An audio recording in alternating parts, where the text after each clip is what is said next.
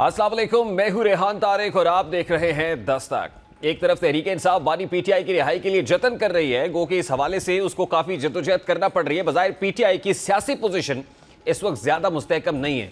इस एतबार से देखा जाए तो हुकूमत कंफर्ट जोन में दिखाई देती है और अब IMF से स्टाफ लेवल एग्रीमेंट भी हो गया है, जिसके बाद माशी महाज से भी उस पर दबाव कुछ कम हुआ है। लेकिन ऐसा लग रहा है कि हुकूमत कहीं ना कहीं तहरीक इंसाफ के मुमकिन एहतजाज के हवाले से नफसियाती दबाव महसूस कर रही है और शायद यही वजह है कि हुकूमत एक बार फिर पीटीआई से मुसालहत का इंदिया भी दे रही है। और हुकूमत की जानिब से ये ग्रीन सिग्नल बिलावल भुट्टो की उस बयान के बाद दिया गया, जिसमें बिलावल भुट्टो ने हुकूमत से मुतालबा किया था कि वो फिर से कौमी सलामती कमेटी का इजलास बुलाए और तहरीक इंसाफ को भी इस इजलास में बिलावल भुट्टो ने क्या गुफ्तगू की थी, जरा उसकी एक झलक आपके सामने रखता हूं।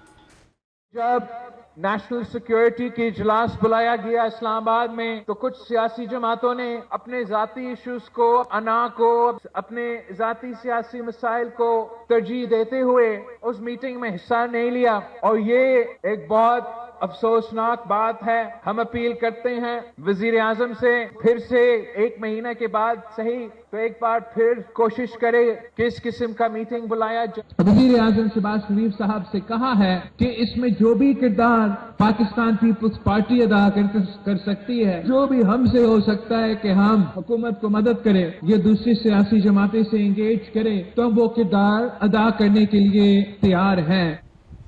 बिलावल भुट्टो ने हुकूमत और तहरीक इंसाफ में सालिसी की पेशकश भी की, जिसको हुकूमत ने बगैर किसी हिचकिचाहट के कबूल कर लिया, जो इस बात का पता देता है कि शायद हुकूमत फिर से तहरीक इंसाफ को इंगेज करना चाहती है।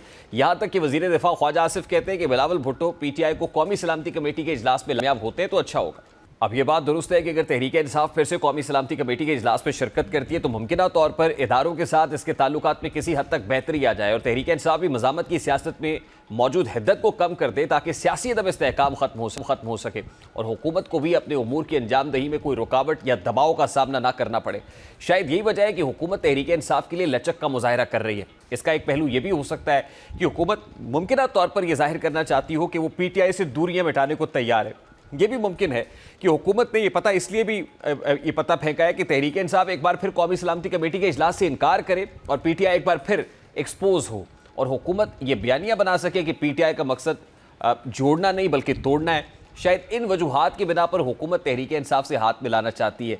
शायद यही वजह है कि राना सनाउल्लाह ये तासुर दे रहे हैं कि हुकूमत को बानी पीटीआई को जेल में रखने के हक में नहीं है, लेकिन बानी पीटीआई खुद जेल से बाहर आना नहीं चाहते हैं। राना सनाउल्लाह इस हवाले से क्या कह रहे थे वो भी आपको दिखाते हैं। अब राना सनाउल्लाह के कहने का मतलब ये भी हो सकता है कि बानी पीटीआई इदारों से मफाहमत करे, खास तौर पर पाक फौज की जानिब से जो मुतालबा है कि 9 मई पर माफ़ी मांगी जाए। अगर पीटीआई इस पर माफ़ी मांगती है तो फिर इदारों और तहरीक इंसाफ में उलझने ख़त्म हो सकती हैं। लेकिन तहरीक इंसाफ ने 9 मई पर माफ़ी मांगने से इनकार कर दिया है, जैसे ये कहा जा सकता है कि फ़िलहाल तहरीक इंसाफ इदारों से कशीदगी कम करने को तैयार नहीं है और वो अपनी मज़ामत को जारी रखेगी। यानी एक तरफ पाकिस्तान तहरीक इंसाफ है, वो अपनी रविश पर चल रही है और दूसरी तरफ हुकूमत है कि बावजूद इसके कि बहुत सारे मामलात ऐसे हैं कि जो हुकूमत के लिए बेहतर हुए हैं, पाकिस्तान तहरीक इंसाफ कोई मोमेंटम बिल्ड नहीं कर पा रही है, कोई ग्रैंड ऑपोजिशन अलाइंस नहीं बना पा रही है, वो अंदरूनी खलफिशार का शिकार भी है, अंदरूनी तौर पर तकसीम भी बहुत ज़्यादा है।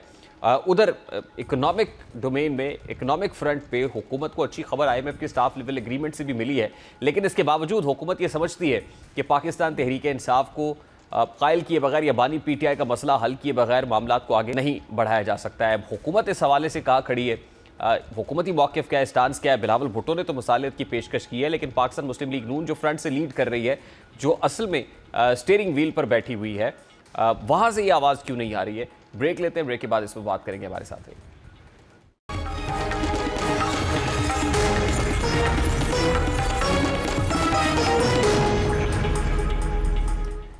Welcome back. इस वक्त वज़ीर ममलिकत बराए कौमी सकाफत और विरसा हुज़ैफ़ा रहमान साहब हमारे साथ मौजूद हैं। अस्सलाम वालेकुम हुज़ैफ़ा रहमान साहब, बहुत बहुत शुक्रिया आपके वक्त के लिए।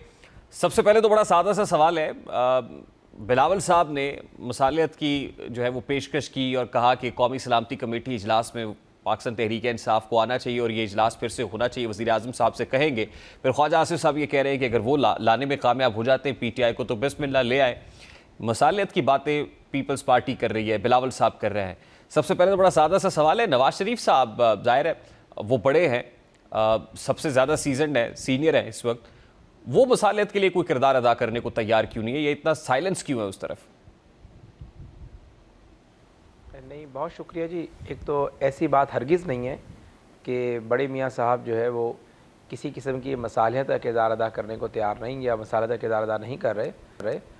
मुझ समेत हुकूमत में जितने भी अफराद हैं, चाहे वो वज़ीर-ए-आज़म पाकिस्तान हैं, चाहे आप सबसे नीचे जो सियासी ओहदा वो कौंसलर का होता है वो हैं, वो सब अल्लाह के बाद अगर इस जगह बैठे हुए हैं तो मियाँ नवाज शरीफ साहब की वजह से बैठे हुए हैं, और मियाँ नवाज शरीफ की बसीरत और उन्हीं की फ़हम फ़रासत के मुताबिक हम सब लोग चल रहे हैं।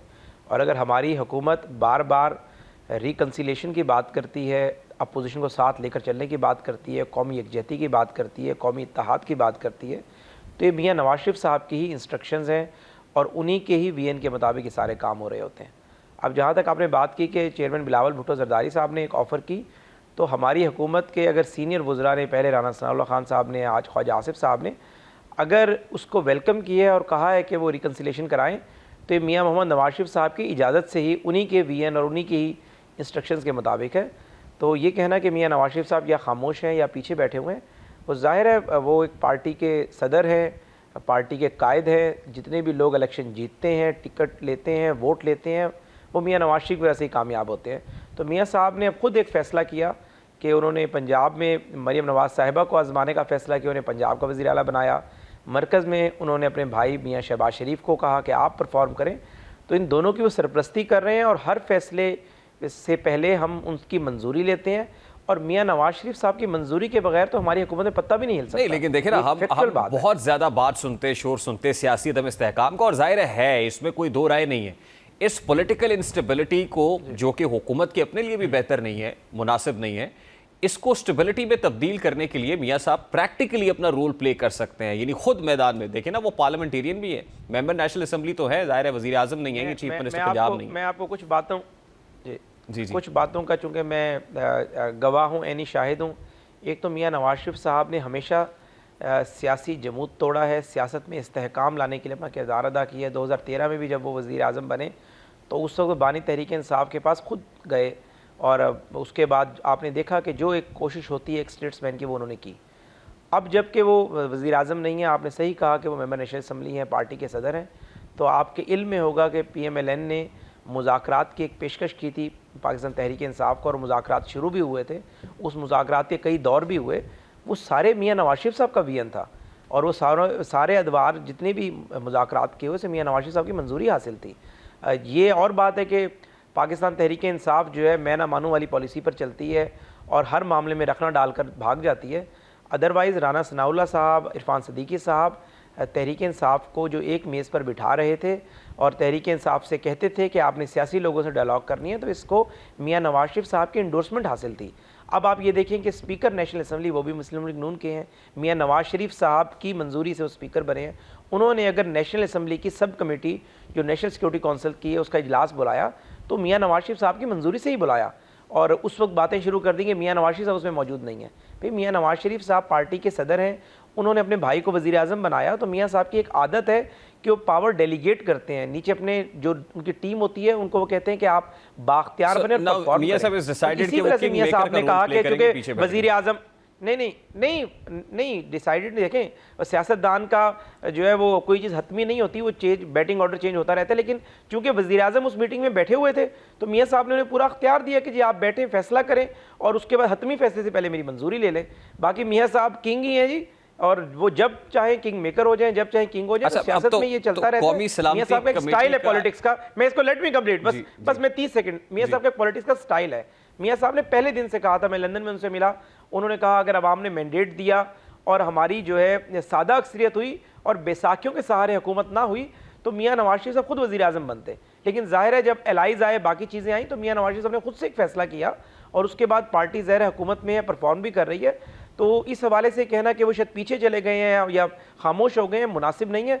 हालात व वाक़ियात जिस तरीके का ज़ाहिर फैसला कर रहे हैं उसको मियाँ साहब ने कबूल किया है, और अल्लाह खैर करेगा। पार्टी परफॉर्म करे, पार्टी परफॉर्म करे, पार्टी परफॉर्म करेगी, और अल्लाह ने चाहा तो पार्टी को अल्लाह ताला ने आइंदा इलेक्शन में अगर ज़्यादा सीटें दी और सिंपल मेजोरिटी दी, तो हमारे जो टॉप से लीड वो मियाँ नवाज शरीफ साहब नहीं करना है। ठीक, अच्छा, अभी तो रियलिटी ये है ना कि बैसाखियों के सहारे शहबाज साहब को मियाँ साहब ने छोड़ दिया कि अगर ना बैसाखियाँ होती तो मियाँ साहब खुद लीड कर रहे होते। लेकिन अब क्या कीजिए, बारकैफ बैसाखियाँ तो है, प्रॉब्लम तो है। अब जाहिर है उस तरीके से कोई थम्पिंग मेजॉरिटी तो PMLN को नहीं मिली।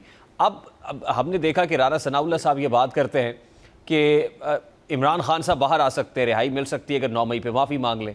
फिर अब उन्होंने कहा कि इमरान खान साहब असल में बाहर आना नहीं चाहते, 2030 का कहा, 2030 तक लगता है बाहर नहीं आएंगे वो, तो ये उन पे छोड़ रहे हैं, इमरान खान साहब के ऊपर है। लेकिन तो हुकूमत तो किसी भी वक्त वो हुकूमत चाहती है इमरान खान साहब को। क्या हुकूमत के यहाँ ये फीलिंग है, ये सेंस पाई जाती है कि इमरान खान साहब को बाहर निकाल लिया जाए या रिहाई होनी चाहिए खान साहब की?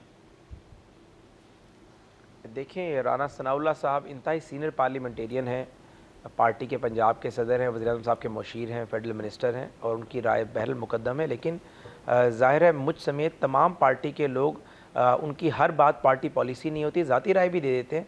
पहली बात तो ये कि हुकूमत बिल्कुल भी इंटरेस्टेड नहीं है कि किसी भी मुल्ज़िम मुजरिम जिसे अदालतों सज़ा दें, जो पाकिस्तान का कौमी ख़जाना लूट कर उसने 160 बिलियन का 190 मिलियन पाउंड का टीका लगाया हो और उसके अलावा उसने तोशा खाने के अंदर जो करप्शंस की, तो हुकूमत तो बिल्कुल इंटरेस्टेड नहीं है कि उसको हम कोई एक्स्ट्रा ऑर्डिनरी रिलीफ दें या उसके लिए कोई कानून चेंज कर दें या उसके लिए हम कोई ऐसे हालात पैदा कर दें कि वो रिहा हो जाए। हाँ, ये ज़रूर है कि राना सनाउल्लाह साहब ज़रा सियासी बात करते हैं और ज़रा सियासी बात के बहुत सारे मतलब होते हैं। अगर तहरीक इंसाफ के बानी तहे दिल से, जो राना साहब ने कहा, सबके दिल से माफ़ी मांग लें, तो उस माफ़ी के बाद भी उन्हें जो रिलीफ मिलना है वो अदालतों से मिलना है, वो हुकूमत से नहीं मिलना। ये गलत एक परसेप्शन आप समेत जितने भी हमारे भाई एंकर्स हैं, मुझे बताएं कि हुकूमत किस अहकामात के तहत एक मुजरिम जो है, जो कि सज़ा याफ्ता इस वक्त जेल में कैद है, कौन सा एक यही ऐसा सवाल कानून तो है हम आपसे जिसके पूछ तहत रहे हुकूमत हैं, जी आपको हम रिहा करते हैं? यही सवाल तो आपसे पूछ रहे हैं ना कि वो कौन सा ऐसा कानून है, राना सनाउल्लाह साहब के माफी मांगो छोड़ देंगे। और फिर उन्होंने ये रीइटरेट किया ना सर, रीइटरेट किया, उन्होंने दोहराया, उन्होंने कहा जी खुद बाहर नहीं आना चाहते, हम तो चाह रहे हैं, हम कह रहे हैं माफी मांगो, बाहर आ जाओ, आना नहीं चाहते। देखिए, राना सनाउल्लाह साहब ने जो बात की उसको मैं बहुत अहमियत और बड़ा वज़न देता हूँ, लेकिन मैं जो बात कर रहा हूँ, मेरा ज़रा अपना एक नुक्ता नज़र है। तो मैं पाकिस्तान का जो ताज़ीरात पाकिस्तान है और क्रिमिनल प्रोसीजर कोड है, मैं उसकी बात कर रहा हूँ। अगर हुकूमत ने उनकी माफ़ी के बाद, हुकूमत यही कर सकती है कि अपनी प्रोसिक्यूशन जो है वो कमज़ोर करे या प्रोसिक्यूशन केसेस विड्रॉ कर ले, ये एक तरीका है। फिर भी रिहा अदालतों ने करना है। हुकूमत प्रोसिक्यूशन को कह दे कि जी आप अपने केसेस विड्रॉ कर लें और अदालतें कहें नहीं जी इसके अंदर सफिशिएंट ग्राउंड मौजूद हैं, केस आप विड्रॉ गलत कर रहे हैं, हम इस केस को कंटिन्यू रखेंगे। देखिए, इमरान खान को अदालतों ने सज़ाएँ दी हैं, वो अदालतों से एक सज़ा याफ्ता मुजरिम है, उसको जो भी रिलीफ मिलेगा वो अदालतों के थ्रू मिलेगा। हुकूमत उसमें ज़ाहिर है अगर कोई सियासी फ़ैसला हमारी पार्टी के सरबराह हैं मियाँ नवाज शरीफ साहब करेंगे, मियाँ शहबाज शरीफ वज़ीर-ए-आज़म है वो करेंगे, तो उसके बाद हुकूमत यही कर सकती है कि जो प्रोसिक्यूशन एंड के ऊपर जो थोड़ा बहुत रिलीफ है, जो कि अभी तक ग्राउंड के ऊपर कोई ऐसी चीज़ नज़र नहीं आ रही, कोई पेपर के ऊपर कोई ऐसी बात है नहीं, लेकिन ज़ाहिर राना साहब ने एक बात की, उनका अपना एक नुक्ता नज़र है। लेकिन बानी तहरीक इंसाफ के मुतालिक आप हम सबको क्लियर होना चाहिए कि उन्हें अदालतों ने सज़ाएँ दी हैं और उनको रिलीफ जो है वो अदालतों से ही मिल सकता है, हुकूमत वो रिलीफ नहीं दे सकती। लेकिन क्या ये तासुर दुरुस्त है कि हुकूमत चाहती है कि पाकिस्तान तहरीक इंसाफ के साथ मामलात हल हो जाएं और एज अर्ली एज पॉसिबल, जितनी जल्दी मुमकिन हो सके ये हो, क्योंकि हुकूमत भी इस मखमसे में तो है कि जब तक बानी पीटीआई से या पीटीआई से कोई बात नहीं होगी तब तक मामलात आगे नहीं बढ़ेंगे? जी बहुत शुक्रिया, आपने बड़ी साहिब बात की। एक तो बात है कि PMLN की हुकूमत, क्या कोई भी हुकूमत हो, उसकी ख्वाहिश होती है कि अपोजिशन से उसके एक मिसाली ताल्लुकात हों और अपोजिशन का प्रेशर उस पर कम से कम हो। और चूँकि आपको पता है कि हमारी मईशत जो है जो कमज़ोर हो गई थी, हम उसको अपने पाँव पर खड़ा करने की कोशिश कर रहे हैं, तो आपका मुआशी इस्तेहकाम जो है वो डायरेक्टली प्रोपोर्शनल होता है आपके सियासी इस्तेहकाम से, और सियासी इस्तेहकाम आपका जुड़ा होता है आपकी अपोजिशन जमातों की सपोर्ट के साथ। तो हर हुकूमत की ख्वाहिश होती है, हमारी भी ये ख्वाहिश है कि अपोजिशन के साथ हमारे एक मिसाली ताल्लुकात हों, हम एक पेज पर बैठें, असम्बली बिज़नेस के अंदर अपना रोल प्ले करें, ट्रेजरी बेंचेज जो हैं और अपोजिशन की जो बेंचेज़ हैं आपस में एक अच्छा कोऑर्डिनेशन हो। लेकिन बदकिस्मती ये है कि बानी तहरीक इंसाफ का नैरेटिव ही यही है कि जलाओ घिराओ, आप मारो और मारो की पॉलिसी, और अपने जो मुखालिफ हैं उनके ख़िलाफ़ जहर उगलना, ऐसी ज़बान का इस्तेमाल करना, ऐसी तलखी पैदा कर देना कि बंदा आपके साथ सलाम करने से चला जाए। तो मैं ये समझता हूँ जिस बानी तहरीक इंसाफ को मैं जानता हूँ, उसके होते हुए कभी वो किसी बड़ी सियासी जमात के साथ एक मेज़ पर नहीं बैठ सकता, क्योंकि उसने एक बदतमीज़ी के कल्चर को परवान चढ़ाया है। उसकी ट्रेनिंग ही उसने ये दी है अपने वोटर सपोर्टर को कि मैंने लड़ना है, कपड़े फाड़ने हैं, मैंने सफ़ेद कपड़ों के ऊपर स्याही फेंकनी है, इज़्ज़तदार आदमी को गाली निकालनी है। ये इसको उसने नाम दिया, मैं स्टेटस को जो है वो चैलेंज कर रहा हूँ। तो ऐसे हालात के अंदर ज़ाहिर है डेमोक्रेटिक फोर्सेस के साथ बैठना बड़ा मुश्किल हो जाता है। तो हम तो वेलकम करेंगे, जब वो चाहें बैठना हम उनके साथ बैठेंगे भी, उनके लेकिन मौजूदा हालात में लगता नहीं है, मौजूदा हालात में लगता नहीं है। हाँ नहीं, ज़ाहिर हकीकत तो बतानी है वो देखें, वो कहते हैं कि नमाज ना पढ़ो, ये लिखा हुआ है कुरान पाक में, लेकिन आगे लिखा हुआ है अगर नशे की हालत में हो। तो मकसद है कि हम बैठना तो चाहते हैं इनके साथ, और इनकी लीडरशिप भी हमारे साथ बैठना चाहती है जो असेंबली में है, लेकिन वो बेचारी बेबस है। उनको पीछे से डिक्टेशन देते हैं, जेल में बुलाकर गालियां देते हैं, कहते हैं इस्लामाबाद पर चढ़ाई कर दो, गंडापुर वो कहते हैं कि तुम असला समेत, नफरी समेत प्राइवेट लोगों के साथ जाओ, वहाँ फायरिंग करो। एक सूबे की पूरी वजारत आला, उसकी पूरी मशीनरी, पूरे वसाइल मरकज़ पे चढ़ाई के लिए इस्तेमाल कर देते हैं। IMF को एक सूबे का वज़ीर ख़जाना ख़त लिख देते हैं कि भाई हमारे मुल्क को कर्जा नहीं देना। इस तरह की चीज़ें कभी होती हैं? मरकज़ कह रहे हैं कि अफ़गानियों को हमने निकालना है, वो 35-40 लाख लोग उस मुल्क के शहरी हैं जिस मुल्क से दहशतगर्दी हो रही है, और उस सूबे का वज़ीर आला कह रहे हैं, वो बानी तहरीक इंसाफ की इंस्ट्रक्शंस पर ही, कि आप इन्हें कुएं में फेंक देंगे, इनको आप जो है खाई में फेंक देंगे। वजह क्या है? सिर्फ ये कि वो 40 लाख के ट्वीट्स हमें रीट्वीट मिल जाएं, वो टिकटॉक पे हमारी वीडियो लाइक कर दें, वो फेसबुक के ऊपर हमें लाइक दे दें। बस इस वजह से आप पूरी कौम का जो नेशनल स्टेक है वो आप जो है ऑन स्टेक लगाते हैं, नेशनल इंटरेस्ट को कंप्रोमाइज करते हैं। ये तो फैक्चुअल बातें तो हैं, लेकिन अगर वो तौबा तैफ होकर आना चाहें तो हम वेलकम करेंगे। अच्छा, लास्टली अब ये जो गुफ्तगू आप करते हैं, ये ख्वाजा आसिफ साहब ने on the floor of the house उस दिन की, ख़ास तौर पे जो टेररिस्ट एक्टिविटीज़ थी उसको PTI से, और फिर ये तलखी बढ़ती है। मेरा बड़ा सादा सा सवाल है हुजूर, ये डेमोक्रेसी की आपने बात की, डेमोक्रेटिक फोर्सेस की बात की, ज़ाहिर इनको मजबूत होना चाहिए, स्ट्रेंथन होना चाहिए। एट द सेम टाइम कल शहबाज साहब ने जो IMF के साथ स्टाफ लेवल एग्रीमेंट हुआ है उसका क्रेडिट एक बार फिर chief of the army staff को दिया। ज़ाहिर है वो बार बार ये बात करते हैं, हर चीज़ का क्रेडिट चीफ। आपको नहीं लगता कि अल्टीमेटली जो आज सेटअप मौजूद है या मामलात हैं उससे डेमोक्रेटिक फोर्सेस वीक हो रही हैं, वो कमज़ोर पड़ रही हैं, वो डेमोक्रेसी स्ट्रेंथन नहीं हो रही? जी बहुत शुक्रिया, आप मेरे भाई हैं, लेकिन आपका क्वेश्चन जो है वो फैक्चुअली इनकरेक्ट है, क्योंकि मैं उस कैबिनेट मीटिंग में बैठा हुआ था। प्राइम मिनिस्टर ने सबसे पहले तो वो सारा क्रेडिट उस काबीना के तमाम अरकान को दिया, उन अपने federal minister, state ministers, advisers, SAPM सबको दिया कि ये मेरे अकेले की नहीं, जॉइंट टीम एफर्ट है कि हमने IMF के साथ ये स्टाफ लेवल एग्रीमेंट किया, इससे पहले वाला एग्रीमेंट हमने रीन्यू किया, IMF का हमने एतमाद बहाल किया, बहुत सारी उन्होंने बातें की, और उसमें उन्होंने आर्मी चीफ का जिक्र भी किया कि अगर उनकी सपोर्ट ना होती तो ये सारी चीज़ें मुमकिन नहीं थी। ज़ाहिर है आपको पैसों की ज़रूरत थी, आपके अकाउंट्स के अंदर वो ज़ाहिर है आपने अपने रिजर्व्स शो करने थे, जिसके लिए आपने गल्फ़ में हमारा ब्रदर मुल्क सऊदी अरेबिया है, UAE है, चाइना है, उसमें ज़ाहिर है अगर आपका एक इदारा जो है वो एक उसमें कलीदी किरदार अदा कर रहा है तो उसके सरबराह का उन्होंने जिक्र किया, और उसमें साथ उन्होंने डेमोक्रेटिक जितने भी उनकी काबीना के 55 के करीब जो अरकान वहाँ बैठे हुए थे सबका उन्होंने जिक्र किया और सबको अप्रिशिएट किया, और उन्होंने कहा कि ये एफर्ट जो है मेरे अकेले की नहीं है, मैं एक कप्तान हूँ और मेरे साथ 11 खिलाड़ी हैं, बल्कि 11 नहीं, उन्होंने कहा 12 खिलाड़ी आप समझ लें।